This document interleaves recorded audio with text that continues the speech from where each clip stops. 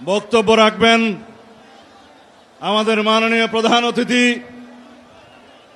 আমি শুধু কয়েকটা কথা বলবো। আমি আজকে তারুণ্যের কথা বলতে এসেছি। বাংলাদেশে তারুণ্যের ভাবনা কি হওয়া উচিত সেটা শুনতে এসেছি। তারুণ্যের রাজনৈতিক অধিকার সারা বাংলাদেশের প্রত্যন্ত অঞ্চলে সমস্ত জায়গায় প্রতিধ্বনিত হোক, এই আহ্বান জানাতে এসেছি। আমরা এমন একটি রাষ্ট্র বিনির্মাণ করতে চাই, গণ অভ্যুত্থান পরবর্তীতে এদেশের শহীদের রক্তের আকাঙ্ক্ষা অনুযায়ী, জনগণের প্রত্যাশা অনুযায়ী তারুণ্য নির্ভর বাংলাদেশের একটি এমন স্বাধীন, সার্বভৌম, কার্যকর গণতান্ত্রিক রাষ্ট্র বিনির্মাণ করতে চাই। সেই রাষ্ট্রে এই তরুণরাই হবে মূল চালিকা শক্তি। আমরা ফ্যাসিবাদ বিরোধী জাতীয় ঐক্য যেটা সৃষ্টি হয়েছিল, সেই জাতীয় ঐক্যে ফাটল ধরানোর চেষ্টা লক্ষ্য করছি। অত্যন্ত সুকৌশলে গণতান্ত্রিক শক্তিগুলোর মধ্যে বিভেদ সৃষ্টির পায়তারা চলছে। আমরা বলতে বসছি ফ্যাসিস্ট আওয়ামী লীগের অত্যাচারের কথা, নির্যাতনের কথা।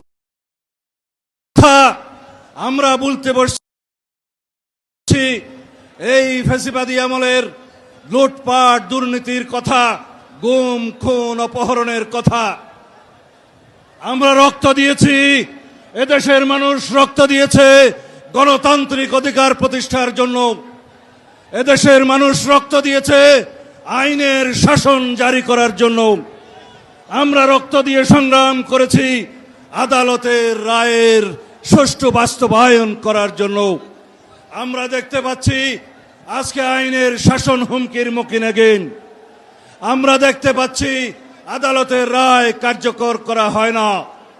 সেই পরিস্থিতিতে আমরা আহ্বান জানাবো, আমরা যেন সকলে ঐক্যবদ্ধ থাকি, গণতন্ত্রের পক্ষে সকল শক্তির মধ্যে দৃঢ় ইস্পাত, দৃঢ় আমরা সংকল্প তৈরি করি, ঐক্য তৈরি করি বাংলাদেশের সামনে, যাতে কোনোদিন আবার নব্য স্বৈরাচারের উৎপাদন না হয়, ফ্যাসিবাদের উৎপত্তি না হয়।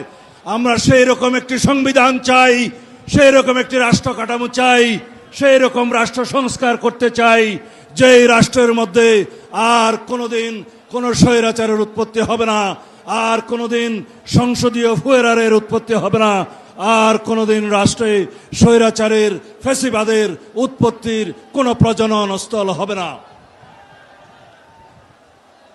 এই দেশে আমরা জানি 200 বছরের ব্রিটিশ শাসনের সময় ইস্ট ইন্ডিয়া কোম্পানি যে লুটপাট করেছিল, তার চাইতেও বহুগুণ লুটপাট করেছে আওয়ামী ফ্যাসিবাদী শক্তি। তারা বিগত 15-16 বছরে প্রতি বছর 2 লক্ষ কোটি টাকা করে মোট প্রায় 30 লক্ষ কোটি টাকা এদেশের জনগণের সম্পদ বিদেশে পাচার করেছে। তারা 4 লক্ষ কোটি টাকা ব্যাংকের খেলাফি ঋণ রেখে গিয়েছে, দেশের মানুষের টাকা লুটপাট তছরূপ করেছে। মেগা প্রকল্পের নামে 2,80,000 কোটি টাকা মেগা দুর্নীতি করেছে এই ফ্যাসিস্ট হাসিনা। তারা বাংলাদেশে যেই রকম রাজনৈতিক বিবেচনায় ব্যাংকিং খাতে লোন দিয়েছে, ঋণ দিয়েছে, সেই ঋণ দিয়ে 24টা পদ্মা সেতু করা যেত, এই কথা আমি বলছি না। এই সমস্ত তথ্য দেবপ্রিয় ভট্টাচার্যের নেতৃত্বে গঠিত শ্বেতপত্র কমিটির রিপোর্টে প্রদান করা হয়েছে। আমরা আজকে আওয়ামী দুর্নীতির ইতিহাস মানুষকে স্মরণ করিয়ে দিতে চাই। আমরা যেন পরস্পর ফ্যাসিবাদ বিরোধী গণতান্ত্রিক আন্দোলনে যেই সমস্ত শক্তি আছি, তারা যেন আমরা একতাবদ্ধ হয়ে আমাদের একমাত্র শত্রু, রাজনীতির শত্রু, এই দেশের গণশত্রু শেখ হাসিনা এবং আওয়ামী লীগকে প্রতিহত করি চিরতরে। এইটাই আমাদের শপথ হোক। আর আওয়ামী লীগের ইতিহাস যদি বলতে চাই, আপনাদেরকে স্মরণ করিয়ে দেওয়ার জন্য আওয়ামী লীগের জন্মলগ্ন থেকে আজ পর্যন্ত আওয়ামী লীগ কোনোদিন গণতন্ত্র বুঝেনি। গণতন্ত্র তারা বিলুপ্ত করেছে, স্বৈরতন্ত্রের তারা প্রতিষ্ঠা করেছে, তারা বাংলাদেশের হত্যা যজ্ঞের রাজনীতি করেছে, কখনো রক্ষী বাহিনীর মাধ্যমে, কখন রাষ্ট্রীয় সন্ত্রাসের মাধ্যমে, কখনো ছাত্রলীগ যুবলীগের মাধ্যমে। আমরা যারা গণতন্ত্রের পক্ষে সংগ্রাম করেছি, আমরা যারা আমাদের দেশনায়ক তারেক রহমানের নেতৃত্বে দীর্ঘ 15-16 বছর বাংলাদেশে ফ্যাসিবাদ বিরোধী গণতান্ত্রিক সংগ্রাম করেছি, তারা আমরা আজকে কোন কোন দেশের নাকি এজেন্ট হয়ে গিয়েছি। এই সমস্ত বয়ান কারা করছে?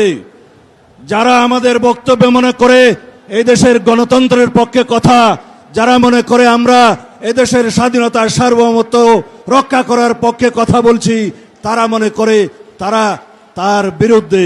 আমরা বুঝি এই দেশে পরস্পরের মধ্যে বিভেদ সৃষ্টির মধ্য দিয়ে ফ্যাসিবাদী শক্তি নতুন করে আবার পায়তারা করছে এদের মাধ্যমে বাংলাদেশে প্রবেশ করার জন্য। আমরা নির্বাচনের রোডম্যাপ চেয়েছিলাম, আমরা কারো পদত্যাগ চাইনি।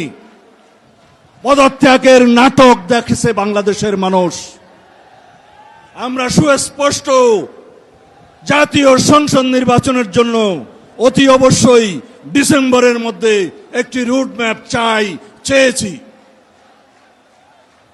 আমরা গণতান্ত্রিক অধিকারের জন্য যদি কথা বলি, সেটা যদি আমাদের অপরাধ হয়, সেই অপরাধ আমরা বারংবার করতে থাকব। আমরা